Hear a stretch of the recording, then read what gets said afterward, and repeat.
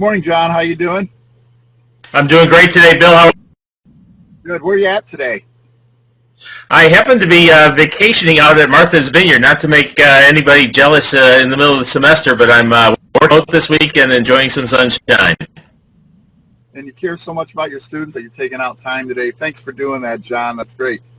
What we'd like to do over the next 5 or 6 series of videos is walk through the Mercury Athletic case that's in the course pack.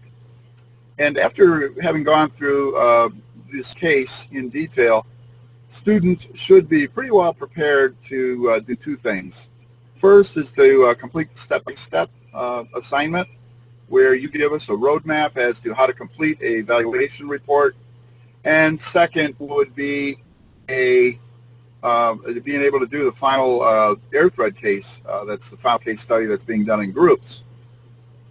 So I think we'll get started with the first part of this journey, and that's just understanding the case that you are evaluating in the company that you're going to be doing evaluation for. So we have Mercury Athletic Footwear today, and so everybody should have read through the case already once. I always suggest that you read through it at least twice, maybe sometimes 3 times. These cases have a lot of data, a lot of nuances in them that you're not going to get in one read through the case. But as I read through the case, I'd highlight certain points.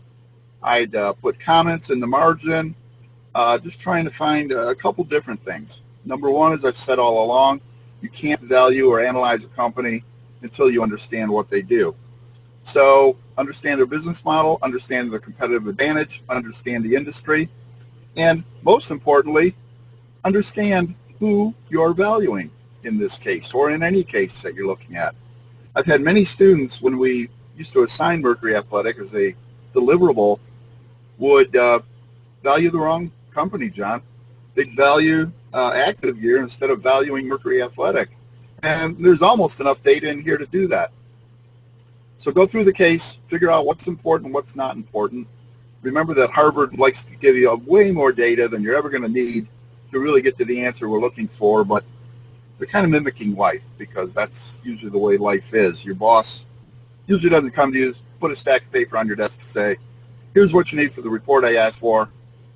Things in there that you need. There's nothing in there that you don't need. It's not the way it usually goes. So we're trying to mimic real life here. Pay attention to the narrative. A lot of the data that you're going to need to do the evaluation will be in the narrative.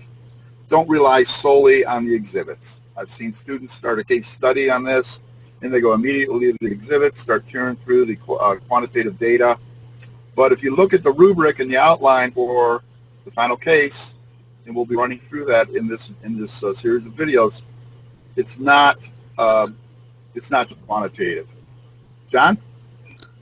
Bill, I think maybe to strengthen that you're making, I always like students that if you're doing these case studies right, think like the old CSI TV programs. I think everybody's seen at least one CSI episode, and in some sense, you have to take the viewpoint that you are an NBA 634 detective when you attack these cases, because as Bill noted, the information can be stuck just about anywhere throughout the case, and I think that it's very important to approach that with a very skeptical mind. And one thing that I advise students to do when you're reading a case like this is to start reading it with a blank piece of paper, and as you start reading through it, whether you're into highlighting or writing it on a separate piece of paper, just start making sure that you identify things that stick out to you, and at some point in time, you're going to find a wheat and chaff bit. Again, following up your comment, Bill,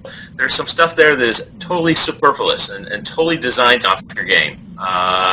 So go into it with a strong, discerning mind, and as Bill also stated, and I can't emphasize it strongly enough, read the case, reread it, and reread it again, because you'll find that you'll have new context and new insights time that you take a new, fresh read of the case. Great, John. So the next thing we're going to do is come back with another video on the introduction for your paper. So we'll see you in a few minutes, John. Thanks, Bill.